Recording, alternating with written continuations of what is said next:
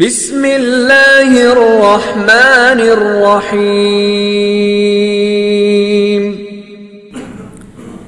السلام علیکم ورحمۃ اللہ وبرکاتہ۔ الحمد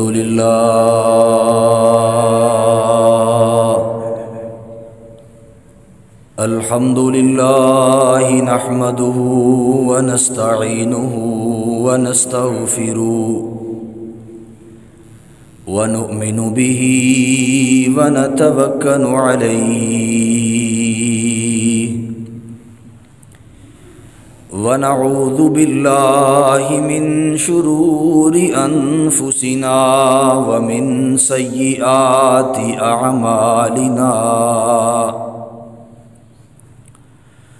من يهده الله فلا مضل له ومن يضلل فلا هادي له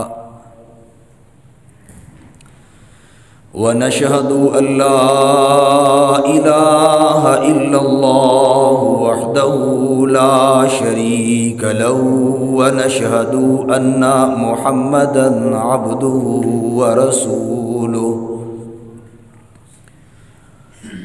اللهم صل على محمد وعلى آل محمد كما صليت على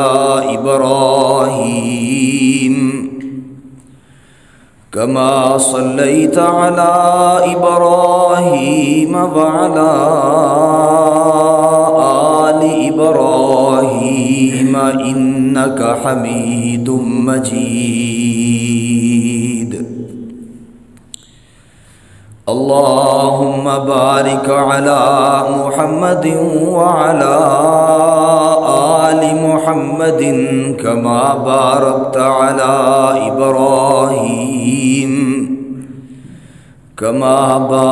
على إبراهيم وعلى آل إبراهيم إنك حميد مجيد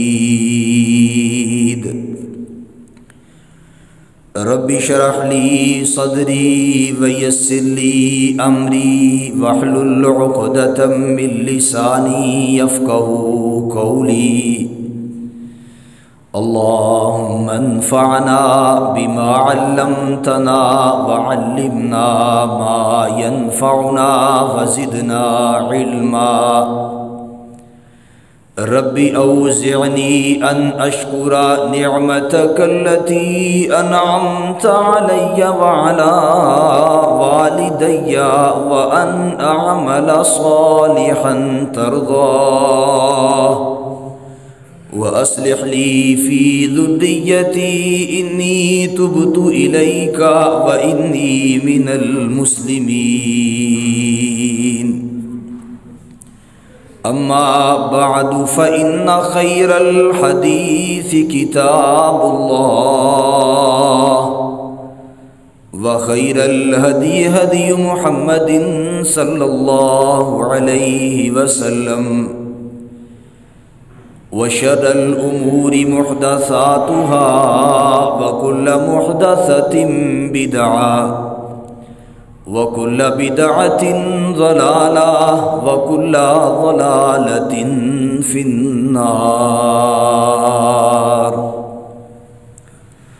أعوذ بالله السميع العليم من الشيطان الرجيم بسم اللہ الرحمن الرحیم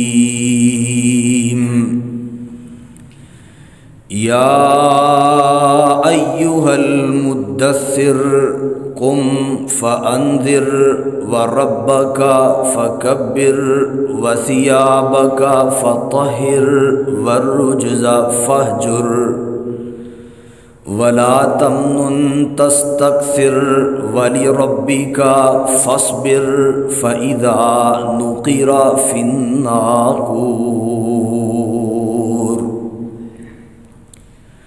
وقال الله تعالى في مقام آخر إن الله يحب التوابين ويحب المتطهرين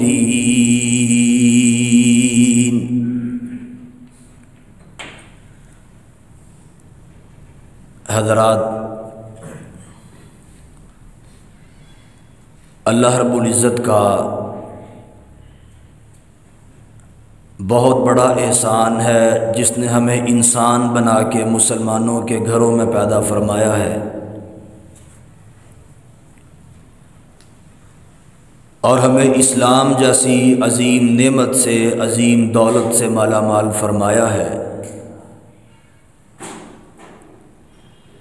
اور سب سے بڑھ کے یہ کہ نبی آخر الزمان پیغمبر محمد رسول اللہ صلی اللہ علیہ وآلہ وسلم کا امتی بنایا ہے۔ اس لیے کہ ہم اسلام کو اپنا مذہب اور رحمت کائنات کو اپنا رہبر رہنما تسلیم کرنے میں فخر اس لیے محسوس کرتے ہیں کہ اسلام ہی وہ مذہب ہے کہ جس نے زندگی کے ہر موڑ پہ مسلمانوں کی رہنمائی فرمائی، اہل کائنات کی رہنمائی فرمائی، اور ہر مسئلے میں کہیں بھی دنیا کے لوگوں کو تنہا نہیں چھوڑا۔ وہ مسئلہ نماز کا ہو، وہ مسئلہ جنازے کا ہو، وہ مسئلہ زکوٰۃ کا ہو، وہ مسئلہ دنیا کے اندر زندگی کو گزارنے کا ہو، یا وہ مسئلہ طہارت اور پاکیزگی کا ہو، اسلام ہی وہ مذہب ہے کہ جس نے ہر قسم کے اصول اور ضابطے وضع کر دیے ہیں۔ صفائی اور ستھرائی کے حوالے سے اسلام نے جو ضابطۂ حیات قائم کیا ہے، اسلام نے جو اصول بتلائے ہیں، اس سے قبل کسی بھی دوسرے مذہب کے اندر موجود نہیں ہے۔ اقوام عالم کی جو دیگر اقوام عالم کے مذاہب ہیں، اگر ان کو دیکھا جائے تو ان کے اندر ایسی ایسی چیزیں، ایسی ایسی خباثتیں موجود ہیں کہ جن کے ساتھ ایک بندہ، ایک انسان معاشرے کے اندر آسانی کے ساتھ زندگی کو بسر نہیں کر سکتا۔ اگر دیگر مذاہب کو دیکھا جائے تو ان کے اندر صفائی کا، ستھرائی کا، پاکیزگی کا، طہارت کا کوئی بھی ایسا سسٹم اور نظام موجود نہیں ہے۔ یعنی ظاہری طور پہ صاف ستھرے نظر آنے والے لوگ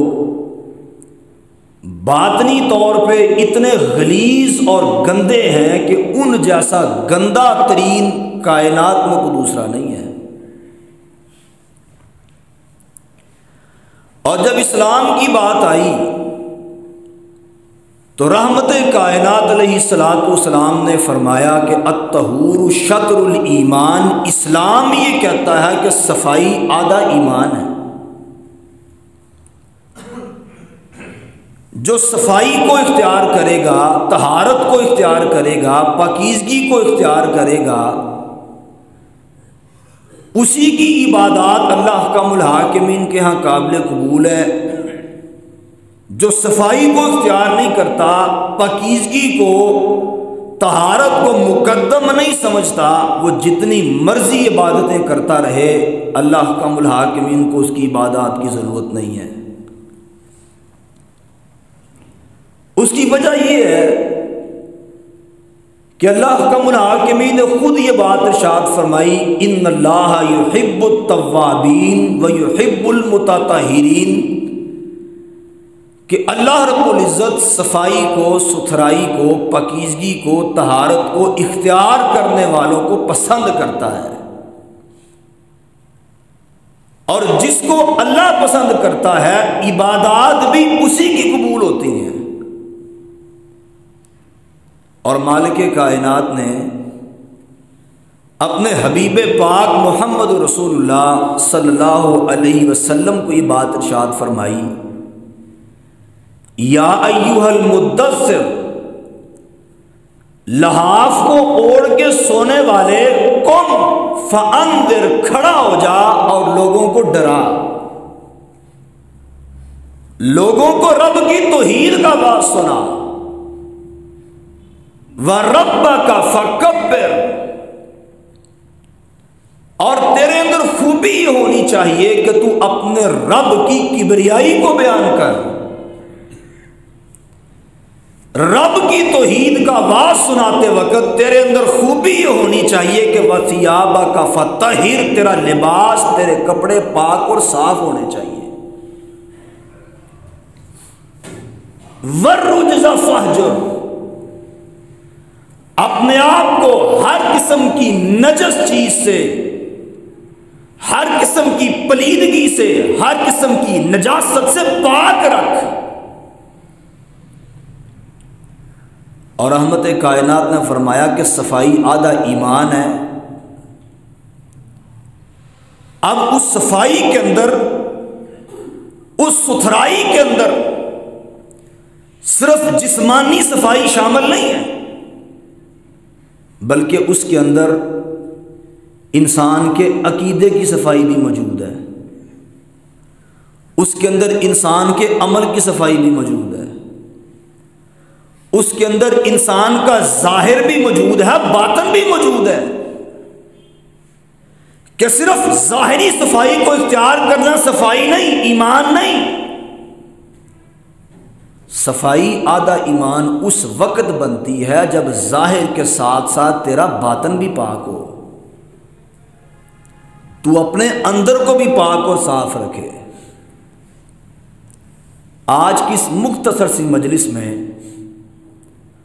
صفائی کے حوالے سے، طہارت کے حوالے سے، پاکیزگی کے حوالے سے 5 ایسی باتیں آپ احباب کے سامنے گوش گزار کروں گا کہ جن کو پاک اور صاف رکھنا بہت ضروری ہے۔ سب سے پہلے انسان کو اپنی فکر کو پاک اور صاف رکھنا چاہیے، اپنی سوچ کو پاک اور صاف رکھنا چاہیے۔ وہ یہ بات محسوس کرے، اس بات کو پرکھے، اس بات کو دیکھے کہ میں جو کام کر رہا ہوں، کیا میں اس کام کے اندر مخلص بھی ہوں کہ نہیں؟ میں نماز پڑھنے کے لیے مسجد میں آیا ہوں، میں جو نماز پڑھ رہا ہوں کیا یہ نماز خالص اللہ کی رضا کے لیے پڑھ رہا ہوں کہ لوگوں کو دکھانے کے لیے پڑھ رہا ہوں؟ اس کی سوچ خالص ہونی چاہیے، اس کی فکر پاک اور صاف ہونی چاہیے۔ اگر سوچ اور فکر پاک صاف نہیں تو اللہ حکم الحاکمین کو پھر ایسی صفائی کی، ستھرائی کی اور عمل ایسے کی ضرورت نہیں ہے۔ دوسرے نمبر پہ انسان کو اپنے دل کو پاک اور صاف رکھنا چاہیے، اپنے دل کو پاک اور صاف رکھنا چاہیے۔ اپنے دل کے اندر اپنے مسلمان بھائی کے لیے بغض، کینہ، حسد، اس طرح کی بیماری سے اپنے دل کو پاک اور صاف رکھنا چاہیے۔ اگر دل کے اندر حسد موجود ہے، اگر دل کے اندر اپنے مسلمان بھائی کے لیے کینہ موجود ہے، اور اگر دل کے اندر اپنے مسلمان بھائی کے لیے بغض موجود ہے، پھر یاد رکھ لو، جتنی مرضی عبادتیں کر لو، الطہور شطر الایمان، صفائی آدھا ایمان ہے۔ تیرا دل ہی صاف نہیں، تیرا ایمان کیسے مکمل ہوگا؟ رحمت کائنات محمد رسول اللہ صلی اللہ علیہ وآلہ وسلم آپ مسجد کے اندر موجود ہیں، کائنات کے امام نے فرمایا ابھی تمہارے درمیان ایک بندہ آئے گا، وہ جنتی ہے۔ لوگوں کی نظریں دروازے پہ لگ گئیں۔ تھوڑی دیر کے بعد ایک صحابی مسجد میں داخل ہوئے اور رحمت کائنات کی مجلس میں آ کے بیٹھ گئے۔ اگلا دن ہوا، اللہ کے پاک پیغمبر نے پھر یہ بات کہی، کہا ابھی تمہارے درمیان ایک بندہ آئے گا، وہ جنتی ہے۔ تھوڑی دیر گزری، ایک صحابی مسجد میں داخل ہوئے، ان کی داڑھی سے پانی نکل رہا تھا، اور وہی صحابی تھے جو کل آئے تھے اور آ کے مسجد کے اندر اللہ کے پاک پیغمبر کی مجلس میں بیٹھ گئے۔ تیسرا دن ہوا، کائنات کے امام نے پھر وہی بات کہی، اور تیسرے دن بھی وہی شخص مسجد میں داخل ہوا، اور وہ کون ہے؟ اللہ کے پاک پیغمبر کا صحابی سیدنا سعد بن معاذ ہے رضی اللہ تعالیٰ عنہ۔ اور یہ سعد بن معاذ وہ صحابی ہیں کہ جنہوں نے 30 سال کی عمر میں اسلام قبول کیا، 30 سال کی عمر میں اسلام قبول کیا، اور 36 سال کے لگ بھگ ان کی وفات ہو گئی۔ اور ان کی وفات پہ حدیث پاک کے اندر یہ بات موجود ہے، ان کی وفات کی خبر بھی رحمت کائنات کو فرشتوں نے دی ہے، اور یہ وہ صحابی ہیں کہ جن کی وفات پہ ان کی روح کا استقبال کرنے کے لیے اللہ کا عرش بھی جھوم اٹھا تھا۔ اور حدیث کے اندر یہ الفاظ موجود ہیں کہ سیدنا سعد بن معاذ رضی اللہ تعالیٰ عنہ جب دنیا سے رخصت ہوئے تو ان کے جنازے کے اندر 70,000 فرشتے نے شرکت کی تھی۔ اب دیکھنا یہ ہے کہ 30 سال کی عمر میں یہ مسلمان ہو رہے ہیں، اور 36 سال کی عمر میں ان کی وفات ہو رہی ہے۔ یہ 6 سال کی زندگی کتنی زبردست زندگی ہے ان کی، اور ان کا عمل کون سا ہے؟ کس عمل کی بنا پہ ان کو ایسا مرتبہ ملا ہے، ایسا رتبہ ملا جو کسی اور کے نصیبے میں نہیں آیا، کہ اللہ کے پاک پیغمبر مسلسل 3 دن تک آپ نے ان کو جنتی کہا ہے۔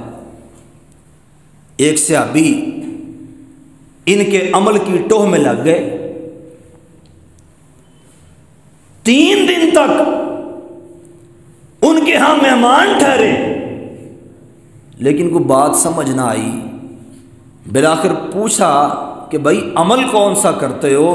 میں نے دیکھا ہے کہ میں بھی نماز پڑھتا ہوں، آپ بھی پڑھتے ہیں، جو عمل آپ کرتے ہیں میں بھی وہی عمل کرتا ہوں، پھر کون سا ایسا عمل ہے کہ جو آپ کرتے ہیں رحمت کائنات نے آپ کو جنتی کہا ہے؟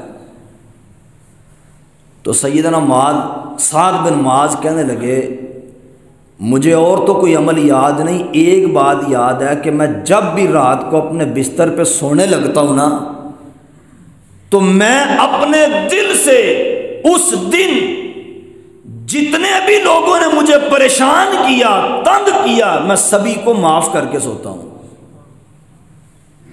میں اپنے دل کو اپنے مسلمان بھائیوں کے لیے پاک اور صاف کر کے سوتا ہوں۔ تو اسے ابھی کہنے لگے یہی وہ تیرا عمل ہے کہ رحمت کائنات کی زبان سے 3 دن تک تجھے جنتی کہا گیا ہے۔ الطہور شطر الایمان، صفائی آدھا ایمان ہے۔ اس وقت ایمان مکمل ہوگا، اس وقت اس بندے کا ایمان کامل ہوگا جب وہ اپنے وجود کی صفائی کے ساتھ ساتھ اپنے دل کو بھی پاک اور صاف کرے گا۔ تیسری بات، اپنی زبان کو پاک اور صاف کر لیں۔ اپنی زبان کو ہر قسم کی لغو بات سے، ہر قسم کی فحش بات سے، ہر قسم کی بری بات سے اپنی زبان کو پاک اور صاف کر لیں۔ اگر زبان پاک اور صاف ہوگی، اللہ کا الحاکمین کے یہاں سارے عمل قابل قبول ہیں۔ دلیل اس کی یہ ہے، حضرت معاذ بن جبل رضی اللہ تعالیٰ عنہ اللہ کے پاک پیغمبر کے پاس آئے، اے اللہ کے پاک پیغمبر مجھے دین کے احکامات بتلائیں۔ آپ نے نماز کا طریقہ سمجھا دیا، روزے کا عمل بتا دیا، زکوٰۃ کا نصاب سمجھا دیا، حج عمرے کا طریقہ بتا دیا۔ حضرت معاذ بن جبل رضی اللہ تعالیٰ عنہ دین کے احکامات سیکھ کے اٹھ کے جانے لگے۔ کائنات کے امام نے آواز دے کے بلا لیا، کہا معاذ کیا میں تمہیں ایسی چیز نہ بتاؤں جو تیری ان تمام باتوں کی، تمام چیزوں کی حفاظت کرنے والی ہے؟ اللہ کے پاک پیغمبر بتائیں۔ آپ نے فرمایا معاذ اپنی زبان کی حفاظت کرنا۔ مطلب یہ ہے کہ زبان ٹھیک ہوگی نماز قبول ہوگی، زبان ٹھیک ہوگی روزہ قبول ہوگا۔ اگر زبان ٹھیک نہیں تو چہرے پہ جتنی مرضی لمبی داڑھی سجا کے حاجی صاحب بن جا، جتنے مرضی حج کر لے، اور نمازیں پڑھ پڑھ کے ماتھے پہ محراب بن گئے، اگر تیری زبان کا استعمال صحیح نہیں ہے نا، اللہ کو تیرے اعمال کی ضرورت نہیں ہے، وہ مالک ہے تیرے اعمال کو تلپ پڑھ کر کے جہنم کا ایندھن بنا دے گا۔ اپنی زبان کو پاک و صاف کر لو۔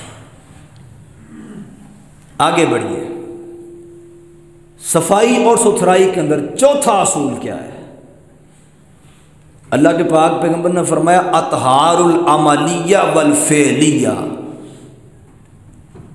اپنے اعمال کو، اپنے فعل کو پاک اور صاف کر لو۔ مطلب کیا ہے کہ اپنے اعمال کو اللہ اور اس کے رسول کے فرمان کے مطابق کر لو، اپنے اعمال کو سنت کے مطابق کر لو۔ تو نماز پڑھ رہا ہے، یہ دیکھ کیا تیری نماز سنت رسول کے مطابق ہے کہ نہیں۔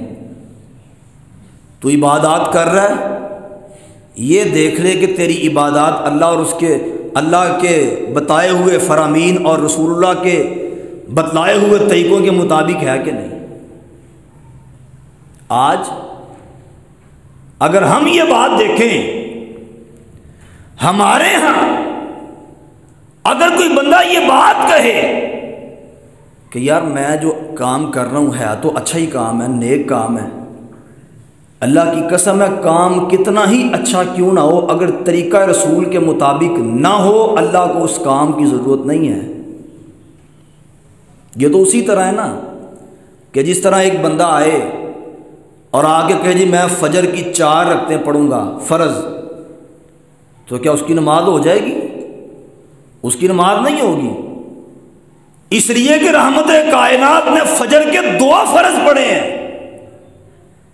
اگر کوئی بندہ کہے میں ظہر کے 6 فرض پڑھوں گا، اس کی ظہر کی نماز نہیں ہوگی، اس لیے کہ رحمت کائنات نے ظہر کے 4 فرض پڑھے ہیں۔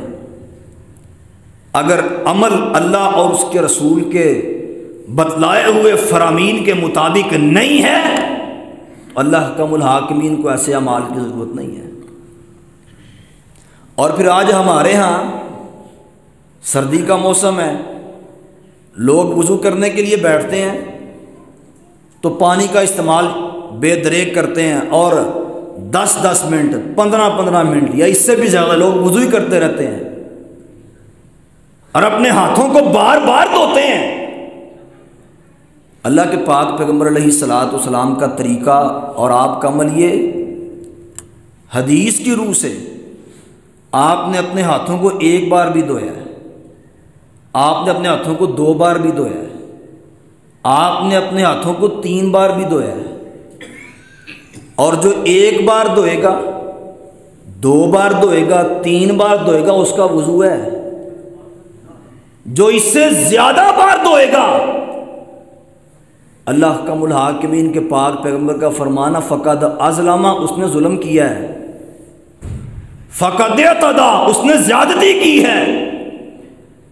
اور اگر میں 4 دفعہ 5 دفعہ 6 دفعہ اور 3 سے زیادہ مرتبہ اگر میں اپنے وضو کے اعضاء کو دھوؤں گا تو اللہ احکم الحاکمین کو ایسے وضو کی ضرورت نہیں ہے۔ اپنے عمل کو پاک اور صاف کر لو، اپنے عوامل کو اللہ اور اس کے رسول کے مطابق کر لو۔ امام مالک کا مجھے قول یاد آ گیا، ان کے پاس ایک بندہ آیا اور اس نے آ کے مسئلہ پوچھا، امام صاحب میں نے اپنے اوپر 5 مشکیزیں پانی کے بہائے ہیں، کیا میرا غسل ہو گیا کہ نہیں ہوا؟ امام صاحب کہنے لگے وہ تیرے اوپر تو غسل فرض ہی نہیں ہے۔ تو اس نے کہا یہ کیسی بات ہے، غسل کیوں نہیں فرض؟ امام صاحب کہنے لگے کہ مجنون اور پاگل کے اوپر تو غسل فرض ہی نہیں ہے، اور تو نے 5 مشکیزیں ضائع کر دی ہے پانی کے، اور پھر بھی کہہ رہا ہے کہ غسل ہوا کہ نہیں ہوا۔ آج لوگوں کے اندر بھی ایسی چیز موجود ہے، وہ پانی کے آگے اپنے ہاتھ رکھ کے بار بار اس کو دھوتے ہیں، پتہ نہیں دھلے ہیں کہ نہیں دھلے، بار بار کلی کرتے ہیں، پتہ نہیں کلی ہوئی کہ نہیں ہوئی، بار بار ناک میں پانی ڈالتے ہیں، پتہ نہیں ناک میں پانی گیا کہ نہیں گیا۔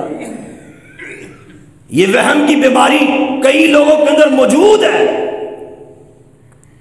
مجھے ایک لطیفہ یاد آ گیا، ہم گجرانوالا پڑھا کرتے تھے، وہاں پہ ایک آدمی تھا، وہ تقریباً 20 مرتبہ اس نے ایک ہاتھ کو دھونا ہے اور 20 مرتبہ اس نے دوسرے ہاتھ کو دھونا ہے، اور پھر اس طرح اس نے کلی کرنی ہے، کوئی 8-10 مرتبہ کلی کر کے پھر اس نے اپنے ناک میں پانی کو ڈالنا، بار بار ڈالنا، بار بار ڈالنا ہے، پھر اپنے منہ کو 10-12 مرتبہ دھو رہا ہے، اور پھر اپنے بازو دھو رہا ہے، اور آخر میں جب وہ اپنے پاؤں کو دھوتا تو ایک دن اپنے پاؤں کو دھو رہا تو کہنے لگا میں اس کو دیکھ رہا تھا کہ وہ بار بار اپنے وضو کے اعضاء کو دھو رہا ہے، اور جب اپنے پاؤں کو دھونے لگا تو کہنے لگا لگتا ہے کہ میری ہوا خارج ہو گئی ہے۔ اب پھر شروع سے لگ گیا، پھر جناب وہ وہی کام کری جا رہا ہے۔ تو کئی لوگوں کے اندر یہ بیماری موجود ہے کہ بیٹھ کے پانی کو ضائع کرتے رہتے ہیں اور بار بار وضو کے اعضاء کو دھوتے رہتے ہیں۔ نماز کا وقت بھی گیا، اور جو وضو کر رہے ہیں وہ بھی طریقہ رسول کے مطابق نہیں ہے، اور اگر طریقہ رسول کے مطابق وضو نہیں تو نماز بھی قبول نہیں ہے۔ اس لیے اپنے اعمال کو پاک اور صاف کر لیجئے۔ اگر اعمال پاک اور صاف نہیں تو الطہور شطر الایمان، صفائی آدھا ایمان ہے، تیرا ایمان ہی مکمل نہیں ہے۔ آگے بڑھیے۔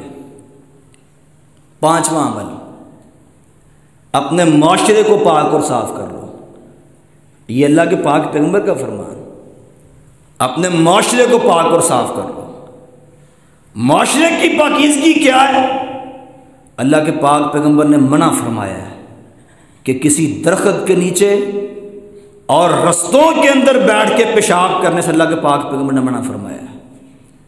آپ کا واضح فرمان ہے، آپ نے فرمایا لوگوں کی گزرگاہ میں بیٹھ کے پیشاب نہ کیا کرو، اور کسی سایہ دار درخت کے نیچے بیٹھ کے بھی پیشاب نہ کیا کرو۔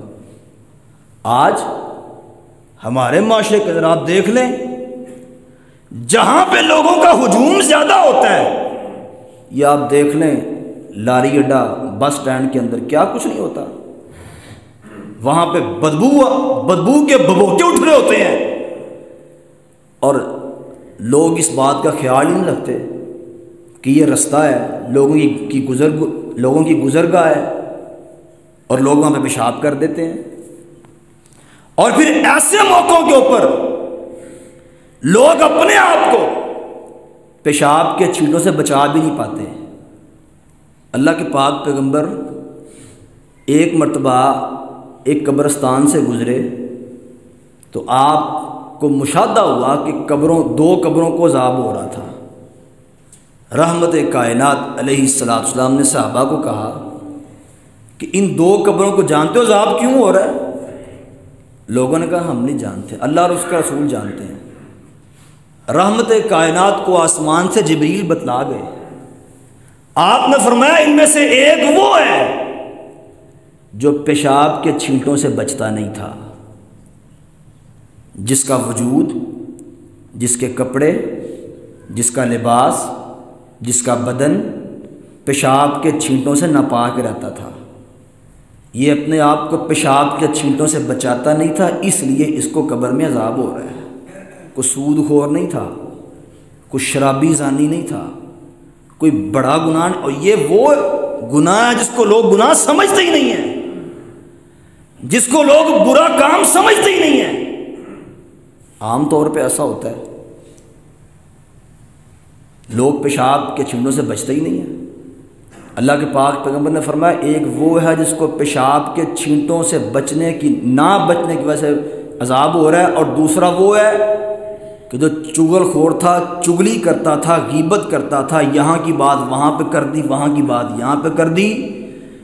لا يدخل الجنت نمام، چغل خور جنت میں کبھی جا ہی نہیں سکتا۔ اپنے ماحول کو پاک اور صاف کیجیے۔ اور اس کے اندر ایک بات یہ بھی ہے، آپ دیکھ لیں آج لوگ پیاز کے بڑے فائدے بتاتے ہیں، جی پیاز کھانے کے بڑے ہی فائدے ہیں۔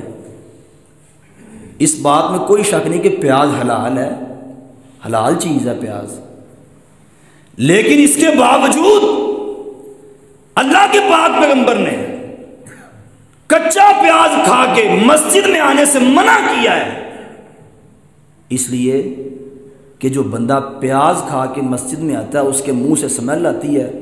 تو آپ نے فرمایا کہ جس طرح لوگ پریشان ہوتے ہیں نا، اس طرح فرشتے بھی پریشان ہوتے ہیں۔ اچھا پیاز تو حلال چیز ہے، اس کو کھانے سے کوئی بندہ مسجد میں نہیں آ سکتا، تو سگریٹ یا حقہ ہے، اس کے اوپر تو لکھا بھی ہوا ہے کہ خبردار یہ صحت کے لیے مضر ہے، صحت کے نقصان دہ ہے۔ تو ہم نے اکثر دیکھا ہے سگریٹ پیتے پیتے لوگ آتے ہیں اور ڈبی کو پکڑ کے یا تو جوتے کے اندر چھپا دیتے ہیں یا باہر کسی کونے کھدے میں رکھ کے مسجد میں آتے ہیں، وضو کر کے نماز شروع کر دیتے ہیں۔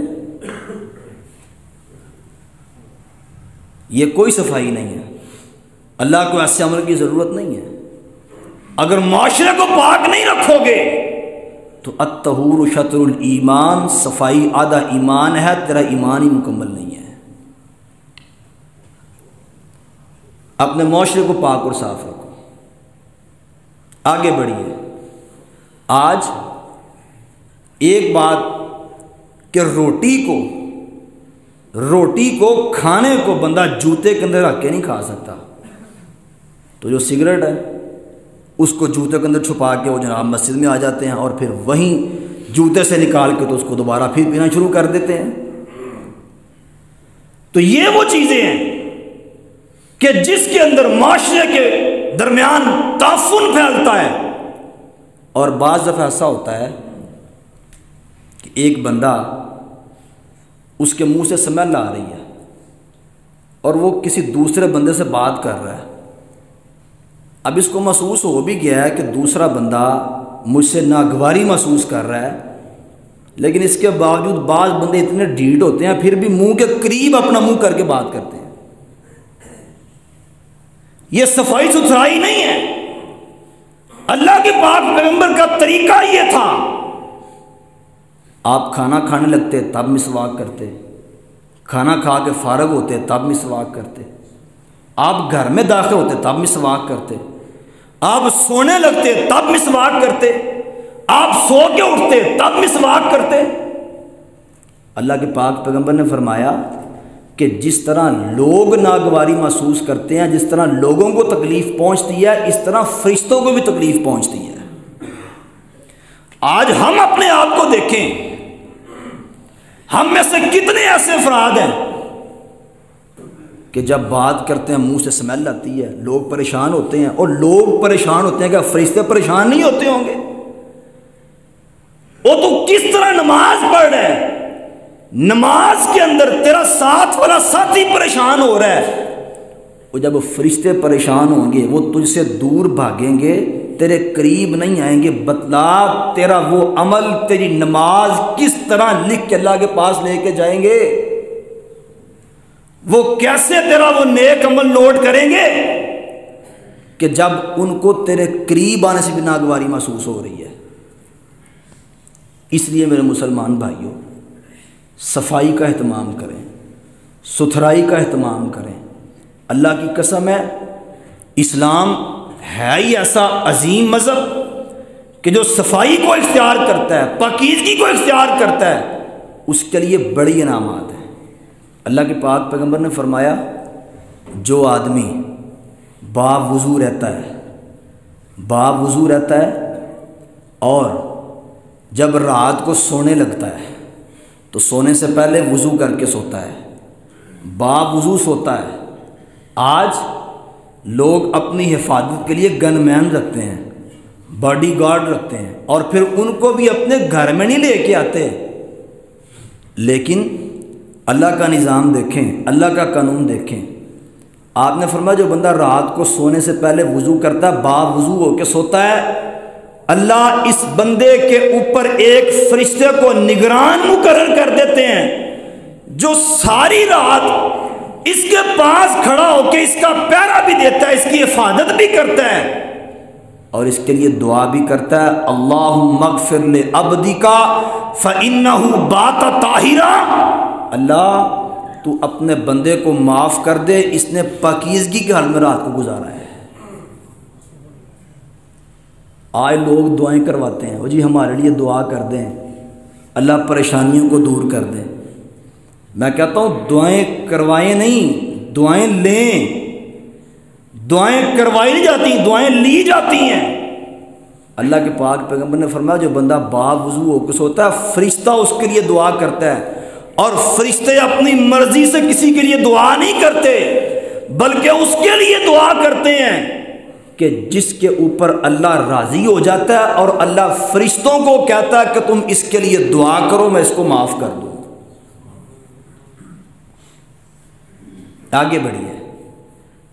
اللہ کے پاک پیغمبر نے فرمایا جو آدمی اپنے گھر سے وضو کر کے نکلتا ہے، وضو کر کے نکلتا ہے اور مسجد میں آتا ہے، ہم وضو مسجد میں آ کے بھی کرتے ہیں، لیکن اگر تھوڑا سا ہم اپنے گھر میں وضو کر لیں اور گھر سے وضو کر کے مسجد میں آئیں، صفائی کو ستھرائی کو اختیار کر کے مسجد میں آئیں، رحمت کائنات نے فرمایا یہ اپنے گھر سے نکلا ہے، مسجد میں آ رہا ہے، ایک قدم اٹھا رہا ہے، قدم اٹھانے کے بدلے اللہ اس کو 10 نیکیاں دے رہے ہیں، یہ قدم رکھ رہا ہے اللہ اس کے 10 گناہ معاف کر رہے ہیں، یہ قدم اٹھا رہا ہے اللہ اس کے لیے جنت کے اندر 10 درجوں کو بلند کر رہے ہیں۔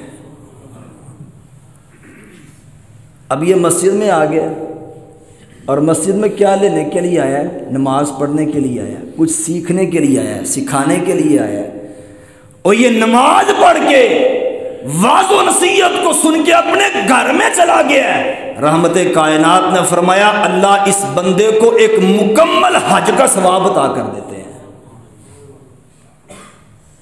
اسلام ایسا عظیم ہے، ایسا عظیم مذہب ہے۔ اور پھر اللہ کے پاک پیغمبر نے فرمایا جو آدمی جمعے کے دن صاف ستھرا ہو کے اپنے جسم کو پاک کر کے باوضو ہو کے مسجد میں آتا ہے اور آ کے خطبہ سنتا ہے، جمعہ پڑھتا ہے، یہ جمعہ پڑھ کے واپس چلا گیا ہے، اللہ احکم الحاکمین نے اس بندے کے نامہ اعمال سے اس کے 1 ہفتے کے گناہوں کو معاف کر دیا۔ اللہ 1 ہفتے کے گناہوں کو معاف کر دیتے ہیں۔ اسلام ایسا عظیم مذہب ہے۔ رحمت کائنات نے فرمایا جو بندہ باوضو ہو کے مسجد میں آتا ہے نا، اپنے گھر سے وضو کر کے مسجد میں آتا ہے، اللہ کے پاک پیغمبر نے فرمایا اللہ کو اس اتنی زیادہ خوشی ہوتی ہے نا کہ جس طرح ایک بندے کی کوئی چیز گم ہو گئی اور اس کو دوبارہ مل گئی، اور جتنی خوشی اس بندے کو ہوتی ہے اللہ احکم الحاکمین کو اس سے کہیں زیادہ خوشی اس بندے کی ہوتی ہے جو وضو کر کے پاک اور صاف ہو کے مسجد میں آ کے نماز پڑھتا ہے۔ اور رحمت کائنات کا ایک اور فرمان آپ نے فرمایا جو باوضو ہو کے اپنے گھر سے وضو کر کے مسجد میں آتا ہے، کچھ سیکھنے کے لیے آتا ہے، علم حاصل کرنے کے لیے آتا ہے، اللہ کم الحاکمین کے نوری فرشتے اس کے قدموں کے نیچے اپنے پروں کو بچھا دیتے ہیں۔